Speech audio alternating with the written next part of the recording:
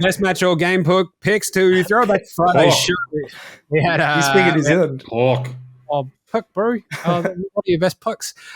Sydney over Tassie, Perth over Adelaide. Last Friday, Stats Gun, I'm talking these ones out. Great game by the Tasmania Jack Jumpers to beat Sydney. I was on them, actually. Yeah. Very happy You with did that. turn it around. I had Sydney. And it turns out, Sydney, when you get enough from Jalen Adams, they got nothing from anybody else, basically. They fell apart. Perth just sort of goes to show the big lines are always a bit tricky. I know we're on this last year. The NBL. It's always a bit tough to cover like a big double-digit line in the NBL. There was a big line against them yesterday as well. So they didn't cover the line again yesterday against the 36ers. So, struggled to get over that 10.5 line.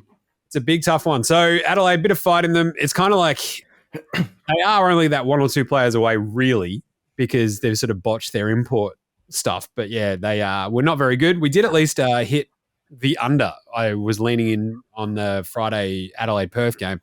And then on Saturday, we absolutely nailed the Phoenix away from home pick where Illawarra smashed them and the under hit as well. No problems. Brisbane Cairns, though, was the tricky one. I think we were both on Brisbane. They fell apart and Bangers got kicked out. And that didn't help. Because he's trying to punch on with He was getting real angry. He copped a little elbow, but calm down, mate. You're one of your team's best players. Maybe stay on the court.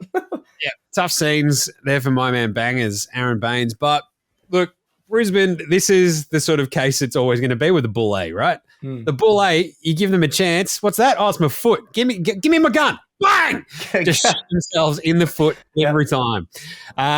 Anyway, quick victory lap, though. My Sunday night NFL multi of the Atlanta Hawks, -1.5 over Houston, Detroit Lions over Carolina, Miami over the New York Football Giants, and Pittsburgh, +4.5 over Baltimore. Bang, bang, bang, bang, bang. That all hit. $12.50 multi.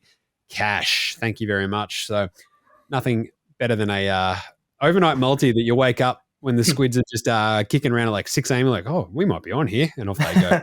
But my actual game pick after all that, Raiders Green Bay is a weird one tomorrow. You have two bottom 11 defensive teams. They've given up 24 and 25 points a game each. The problem is I'm still going the under because the Raiders can't score. They've scored 17, 10, 17, and 18 this year. There's only a couple of teams that haven't scored over 20 points this season. They're one of them. And Green Bay, look, Jordan Love has these games where he looks awesome. Then he has these ones where he looks like he's falling apart. I'm just going to go the under. It's 45.5. I just feel like this is a Monday Night Football game. They don't tend to be crazily high scoring. So I think 23-20 gets this done and the under hits. Alex, how are you feeling? Yeah, having a look at a European qualifiers multi just for the games that are coming up on Thursday and Friday. So you've got match day 6 and match day 7 coming up this weekend. And we'll start off with all 4 teams that I'm going to tip here. They actually need to win to stay in contention to qualify for the tournament. Somehow, none of these 4 teams are on top of their group. And once you hear the names, you'll be like, this sounds weird. Yes. I have no idea why Stats Guy's cheering. Anyway. I'll tell you why later. Croatia head-to-head to beat Turkey there. Croatia just got a better squad overall. They should be beating Turkey. Same goes for Norway against Cyprus. This will just be the Odegaard and Haaland show. I think Haaland may take his frustrations out on poor Cyprus. I'm sure there's a joke there. Poland to beat the Faroe Islands.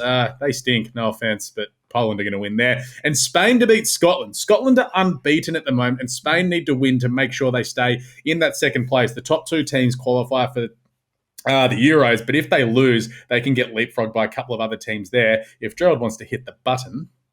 Rate my multi.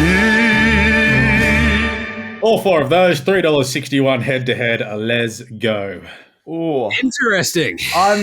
That's too short for me. I'll still give it a 6 or a 7 because they should win. But Scotland, I follow them in the Euros because of my Scottish heritage. They beat Spain 2-0 last time, both of which were scored by that man, McTominay, really late, last night. So Kieran Tierney's a long-term injury too for Scotland. Yeah. He's out for the next 3 months. Obviously, Spain, I think they're only paying $1.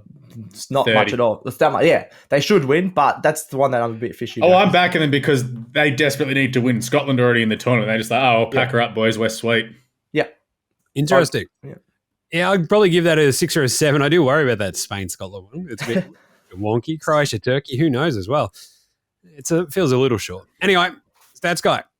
Back to the Cricket World Cup. Going to find a bit more value as New Zealand are only $1.04 against the Netherlands. Going to have a look at the total match runs. So the total match runs in this one is 506. seems a bit of a stretch. I don't think Netherlands are going to hold up their end of the bargain here.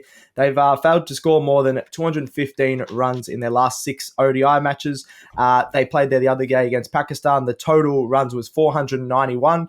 We've seen rounds around India. They're a bit smaller, and there's been some massive record-breaking scores. I think, was it South Africa? So yeah, South Africa put on 440 or something for the record score. Yeah, you're in trouble here if New Zealand bat first and go psycho. So I still think if New Zealand bat first, Pakistan have some of the best batters in the world. They made 286. But even if they bat first, I think New Zealand's bowlers can bowl them out pretty easily. I think New Zealand looked really good the other night.